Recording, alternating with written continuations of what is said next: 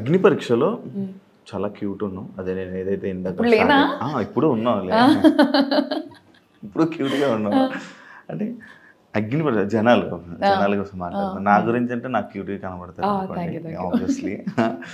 ఇప్పుడు అగ్ని పరీక్షలో క్యూట్ ఉన్నావు, చాలా మంచిగా ఉన్నావు, చాలా మంచిగా అనిపించింది, నీ మాటలు క్యూట్ ఉన్నాయి, నువ్వు క్యూట్ అని చెప్పన్న జనాలు హౌస్లో అమ్మ బాబోయ్ నేను ఎప్పుడు వెళ్ళిపోద్దురా బాబు అన్న కామెంట్లు అన్న సిచ్యువేషన్కి రావడానికి రీజన్ ఏమని అనుకుంటున్నావా? నువ్వు బయటకు వచ్చాక నువ్వేమైనా ఆలోచించావా? అక్కడ ఉంది నేనే, ఇక్కడ ఉంది నేనే. అక్కడ నచ్చిన వాయిస్ ఇక్కడ నచ్చలేదు అన్నారు. అక్కడ కూడా ఇదే వాయిస్తో మాట్లాడా, ఇక్కడ కూడా ఇదే వాయిస్తో మాట్లాడా. మేబీ నేను అరవలేదు అగ్ని పరీక్షలో, ఎందుకంటే మాకు ఆ సిచ్యువేషన్స్ రాలేదు. సిచ్యువేషన్స్ కొత్త కెమెరాలకి అసలు బిగ్ బాస్ హౌస్ కూడా మాకు కొత్తే కదా, ఆ కెమెరాలు కూడా కొత్తే మాకు. అసలు ఫస్ట్ ఆఫ్ ఆల్ ఓపెన్గా చెప్పైనా ఎలా ఉండాలో అర్థం కాలేదు నాకు. నేను ఇప్పుడు నేను హైపర్ యాక్టివ్, అల్లరి చేస్తాను. ఆ స్కోప్ నాకు అగ్ని పరీక్షలో రాలేదు, అల్లరి చేయడం అవన్నీ. ఎందుకు సైలెంట్గా ఉన్నారు మీరు, ఎందుకు అలా కూర్చొని ఉంటున్నారు, ఎందుకు జోన్ అవుట్ అయిపోయి ఉన్నారు అన్న కామెంట్స్ వచ్చాయి నాకు అగ్ని పరీక్ష. ఇక్కడ ఎందుకు అంటే ఇంకా నేను నాలాగా ఉండాలనుకున్నాను. గొడవలు వచ్చినప్పుడు నేనే కాదు అందరూ అరుస్తారు, అరవని వాళ్ళు బిగ్ బాస్ లో సస్టైన్ అవ్వగలరా? మరి నేను అరిచినప్పుడే ప్రాబ్లం అవుతుందంటే తెలియట్లేదు. అవును, ఇప్పుడు నువ్వు నీలానే ఉన్నావు, ఇప్పుడు నువ్వు బయటకు వచ్చేసావు అంటే నీ క్యారెక్టర్ నచ్చలేదా జనాలకి? అంటే నీలా నువ్వు ఉండడం వాళ్ళకి నచ్చలేదా? క్యారెక్టరా అంత పెద్ద పెద్ద వర్డ్స్, నా క్యారెక్టర్ కాదు, నేను అరవడం వాళ్ళకి ప్రాబ్లం అని నాకైతే క్లారిటీ వచ్చింది. నేను అరవడం, నా ఫేస్ ఎక్స్ప్రెషన్స్, నేను కొంచెం ఎక్స్ప్రెసివ్, నాకు దాగదు. నీ ఫేస్ ఎక్స్ప్రెషన్స్ చాలా యారోగెంట్ గా, చాలా యాటిట్యూడ్ గా, అంటే అమ్మా అంటే ఒక యాటిట్యూడ్ పర్సన్ ఇచ్చేటట్టు, లైక్ చాలా చిరాగ్గా ఇచ్చేటట్టు, ప్రాబ్లం అది కూడా అదిగో నాకు ఆగదు.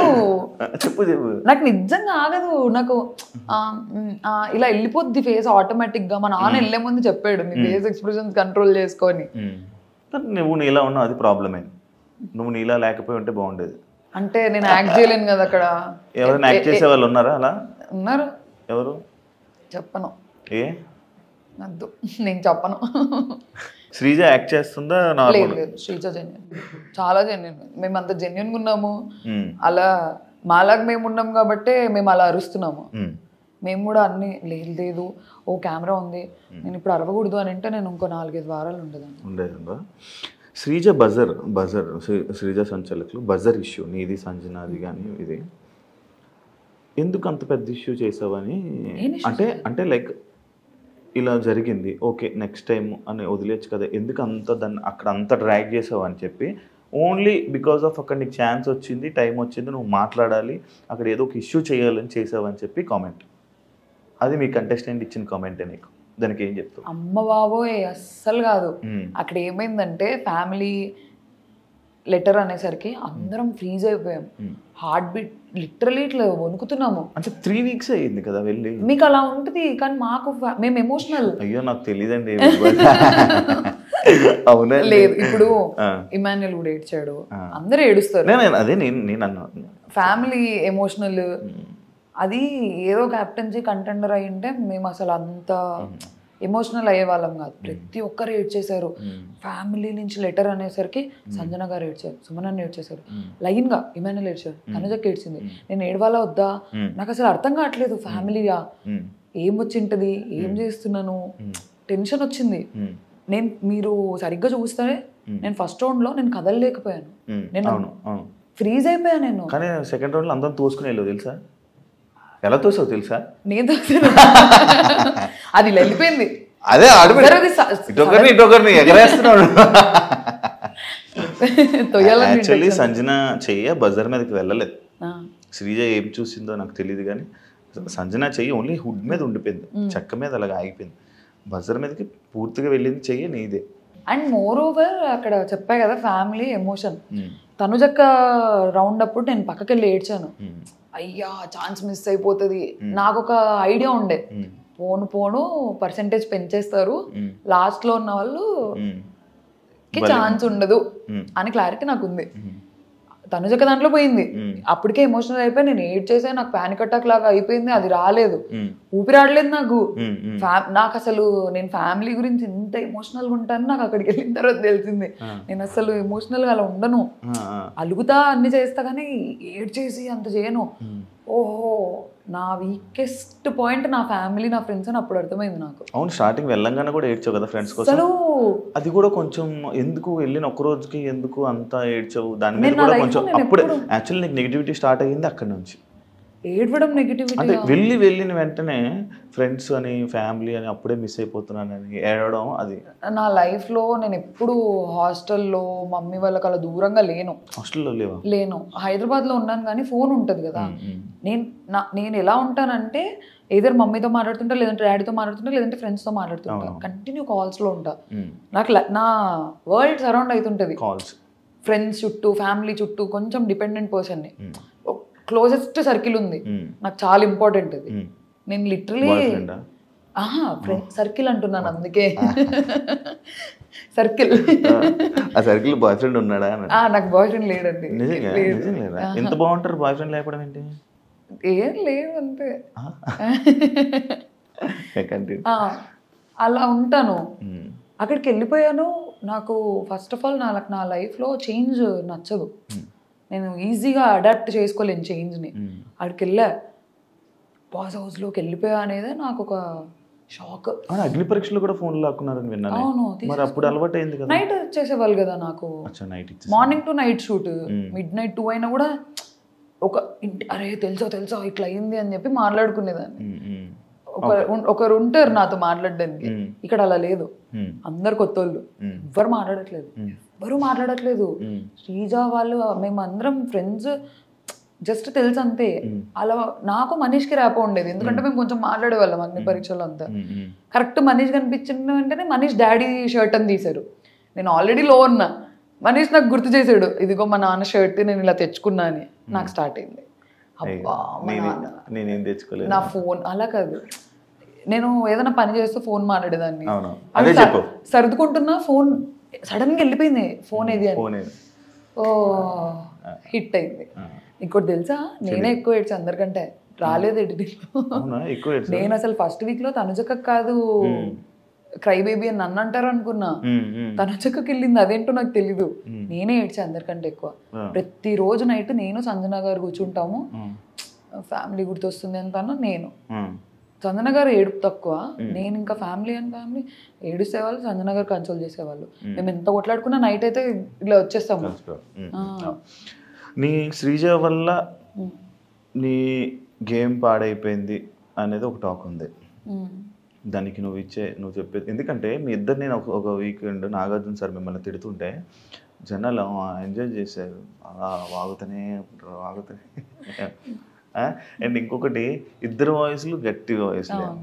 అసలు మీ ఇద్దరు మాట్లాడితే బిగ్ బాస్ లాగా మిగతా 12 మంది వాయిస్లు వినపడవు, 13 మంది ఉన్నారు, ఎవరి వాయిస్లు వినపడవు. అలాంటి 2 స్ట్రాంగెస్ట్ వాయిస్లు ఒక దగ్గర ఉండిపోవడం ఏమైనా ఇదైందంట? అంటే నేను లోపల ఉన్నప్పుడు నేను అది ఫీల్ అవ్వలేదు, శ్రీజ వల్ల నా గేమ్ పాడవుతుంది. బయటకు వచ్చాక ఫీల్ అయ్యావా? అంటే ఇదంతా చూడడం వల్ల ఇప్పుడు మేమిద్దరం కొంచెం ఎగ్జైటెడ్గా ఫీల్ అయ్యే క్యాండిడేట్స్. మా ఇద్దరికి లిటరల్గా చెప్పాలంటే అదే తొందర ఎక్కువ, ఆతృత చెప్పేయాలి పాయింట్. నా ప్రాబ్లం ఏంటంటే నేను మర్చిపోతానేమో అని నా పాయింట్ చెప్పాలి. నేను ఇంకోటి ఆలోచించే లోపు చెప్దాం పాయింట్ అని, అలా అందించుకొని ఇద్దరం కొంచెం సిమిలర్గా ఉండేసరికి అది కొంచెం నెగిటివ్ అయింది. అది నాకు లోపల తెలియలేదు, బయటకు వచ్చిన తర్వాత అర్థం. చెప్పారు ఎవరైనా? చాలా చెప్పారు. ఏమని చెప్పారు? అట్లీస్ట్ తనన్న సైలెంట్గా ఉండింటే నీకేం బాగుండేది, నువ్వు సైలెంట్గా ఉన్నా తనకేం బాగుండేది. ఇద్దరు ఇలా కకే అని వచ్చేసారు, అదే మీ ఇద్దరికి నెగిటివ్. ఒకళ్ళ మీద పడిపోయేవాళ్ళు వెళ్ళి, నువ్వు వచ్చి మమ్మల్ని గుద్దు, అదే అంటారు బాగా డైలాగ్, నేను వచ్చి నేను కుదిరా, నువ్వు వచ్చి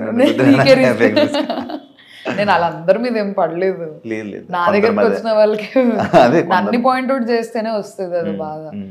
కానీ నీ పాయింట్స్ అన్ని బాగానే ఉండేవి, కాకపోతే నువ్వు ఏదో మాట్లాడుతుంటే పక్క నుంచి తను వచ్చి ఇంకా రేపడం వల్ల ఇద్దరు చెలరైపోయేవాళ్ళు. అదే ఇంకోటి, చాలా యాక్టివ్గా ఉండే పర్సన్ నువ్వే, హైపర్ యాక్టివ్. మార్నింగ్ డ్యాన్స్ చేయడానికి ఏమైంది నీకు? సాంగ్స్ పెడితే నాకు నేను ఇంతేనా? ఇది కూడా అబ్జర్వ్ చేస్తారా? దాని గురించి ఎంత సౌండ్ వస్తుంది, అవును ఎంత బాగుంటది, వైవ్ ఎలా ఉంటది, దానికి కూడా నువ్వు ఎంత మంది ఏడిపించారు తెలుసా నన్ను లోపల. నాదొక స్వెటర్ ఉండేది, నేను దానిలో చేతులు పెట్టుకొని ఇలా ఇలా ఊగేదాన్ని. నాకు ప్రాబ్లం ఏంటి తెలుసా, పబ్బులో ఉన్నాను ఫీల్ అయ్యేవేంటి? కాదు, నాకు లేచిన తర్వాత కొంచెం టైం కావాలి. నేను ఇలా ఇలా హాఫ్ ఐస్ తో వచ్చేదాన్ని బయటికి. రాము ప్రియా కళ్ళు తెరివే అనేవాడు. నాకు ఓపెన్ అయ్యేది కాదు. సాంగ్ అంతా అయిపోయిన తర్వాత నేను యాక్టివ్ అయ్యేదాన్ని. మళ్ళీ అడిగేదాన్ని, బిగ్ బాస్ ఇప్పుడు పాట పెట్టండి, బిగ్ బాస్ ఇప్పుడు డాన్స్ చేస్తాను. నాకు కొంచెం టైం కావాలి లేచిన తర్వాత యాక్టివ్ అవ్వడానికి. నేను నిద్రలో నుంచి లేవడమే ఉలిక్కిపడి లేసేదాన్ని. పాట టక్కన వస్తుంది కదా అని వచ్చేదాన్ని. కొంచెం నిద్రలో నుంచి దిగడానికి టైం పట్టేది, పాట అయిపోయేది. మీరు చాలాసార్లు హౌస్లో కామనర్స్ వర్సెస్ సెలబ్రిటీస్ అనే టాపిక్ అన్నారు. మీకు అగ్ని పరీక్ష ఎక్స్పీరియన్స్ ఉంది, మీరు సెలబ్రిటీసే కదా, అది ఎందుకు మర్చిపోయారు? నేను చాలా సార్లు అనలేదు, ఒక్కసారి టాస్క్ లో. అంటే అది క్యాప్టెన్సీ టాస్క్ అని మాకు తెలుసు, కానీ మాకు మా పర్స్పెక్టివ్ ఎలా ఉందంటే ఓనర్ అవ్వాలి క్యాప్టెన్ అని. బర్నీ అన్న కూడా నాతో ఓకే నాన్న నేను ఆడతాను, నువ్వు కాలచక్రంలో చూసావు కదా, నేను నీ తరపునే ఆడతాను, మీ తరపునే ఆడతాను అని చెప్పి మాకు చెప్పారు. బయట యాక్టివిటీ రూమ్ లోకి వెళ్ళిపోయిన తర్వాత మాట్లాడట్లేదు మాతో ఎవరితో బర్నీ అన్న, అసలు పలకట్లేదు. డెమన్ పవన్ పిలుస్తున్నాడు అన్న అని. మాకేంటి ఓనర్ నుంచి అవ్వాలి క్యాప్టెన్ అని ఉండే, ఎందుకంటే సంజన గారు టెనెంట్ నుంచి అయ్యారు, ఒక ఓనర్ అవ్వాలి అని. ఓనర్స్ భరణి అన్న ఓనర్. అతను బయట మాతో నేను స్పోర్ట్స్ మెన్ ని నాకు చాలా చెప్పారు, నేను స్పోర్ట్స్ పర్సన్ ని, నేను బాగా ఆడతాను నాన్న, నువ్వు చూడు ప్రియా అది ఇది. లోపలికి వచ్చిన తర్వాత ఆడలేదు, నాకు ఫ్లిప్ అయిపోయారు. ఆ వర్డ్ వాడాలో తెలియదు కానీ తను మాట్లాడలేదు లోపలికి వచ్చి. సడన్ గా వాళ్ళిద్దరు కలిసి ఆడేశారు, వీళ్ళిద్దరు కలిసి ఆడేశారు. డెమోన్ అడుగుతున్నాడు అన్నా అన్నా అన్నా అని పిలుస్తున్నాడు, పలకట్లేదు, రావట్లేదు. మేము పిలుస్తున్నాం బర్నీ అన్న అని. ఫస్ట్ రౌండ్ లో ఎప్పుడైతే మనీష్ కాల్తో అది తోసేశాడు, అన్నిలా తోసేశాడు, నేను ఇద్దరికి స్టాండ్ తీసుకున్నా. చాలా క్లియర్ గా చెప్పా, మనీష్ తప్పు చేశాడు, బర్నీ అన్న తప్పు చేశాడు అనలేదు నేను. ఓనర్స్ తప్పు చేశారు అని అన్నా. ఇద్దరిని అన్నా, ఓనర్స్ నుంచి తప్పు వచ్చింది, సంచాలక్ టెనెన్స్ ఏం లేదు, ఓనర్స్ నుంచి తప్పు వచ్చింది. వాళ్ళు పక్కపక్కన తిరుగుతూ పూసుకోవట్లేదు ధరణి అన్న ఇమాన్యుల్ అన్న. మాకు అక్కడ ఎలా అయిపోయిందంటే ఫస్ట్ ఆడతా అని చెప్పి ఆడలేదు, మళ్ళీ వచ్చిన తర్వాత వీళ్ళు గొడవ పడేసుకుంటున్నారు. ఆ మూమెంట్లో పక్కన డెమోన్ ఉంటే ఇద్దరు కలిసి డెమోన్ని పూస్తున్నారు, కానీ ఇమాన్యుల్ అన్నకి బర్నీ అన్న పూయట్లేదు, ఇమాన్యుల్ బర్నీ అన్నకి పూయట్లేదు. అక్కడ ఫ్రస్ట్రేట్ అయిపోయాం మేము. మీరు ఓనర్ కదా, మాట ఇచ్చారు కదా, సంబంధం లేదు కదా అక్కడ, మీరు అన్ని మాట్లాడాల్సిన అవసరం లేదు. మేము మాట్లాడాల్సిన అవసరం లేదు. నా పాయింట్ ఏంటంటే మీరు ఎందుకు మాట ఇచ్చారు అలాంటప్పుడు బయట? ప్రియా నేను ఆడతాను రా చెప్పుకోండి ఉండాల్సింది. ఫేస్ టు ఫేస్ లేదురా నేను నా గేమ్ నేను ఆడతానంటే మేము అడిగే వాళ్ళం కాదు కదా. మా అందరికి అది కోపం వచ్చింది. నాకు, శ్రీజకి, హరీష్ గారు, మనీష్, కళ్యాణ్ సైలెంట్ ఉన్నాడు. డెమాన్ కూడా గేమ్ లో చూపించకూడదు అని చెప్పి క్లాప్స్ కొట్టి హే హే హే ఇలా చేశాడు. కానీ అందరూ ఫ్రస్ట్రేటెడ్. అసలు చూసారా, అతను ఎండ్ ఆఫ్ ది డే వాళ్ళకే సపోర్ట్ చేస్తాడు. అతను ఓనర్ అయినా కూడా టెనెన్స్ తరపునే ఆడుతున్నాడు. సెకండ్ రౌండ్ అయింది, మళ్ళీ పోయట్లేదు. మా పర్స్పెక్టివ్ ఏమంటే మేము commoners me end of the day మీరు ఓనర్ అయి ఉండి ఓనర్స్ వర్సెస్ టెనెన్స్ ఆడకుండా కామనర్స్ అదే అనాలి. ఓనర్స్ టెనెన్స్ అంటే బాగుండేది. అతను ఓనర్స్ వర్సెస్ టెనెంట్ ఆడట్లే కదా, ఓనర్ వెళ్ళి టెనెంట్ తో ఆడుతున్నాడు. మా పర్స్పెక్టివ్ ఏంటి, సెలబ్రిటీస్ వర్సెస్ కామనర్స్ అనిపించింది.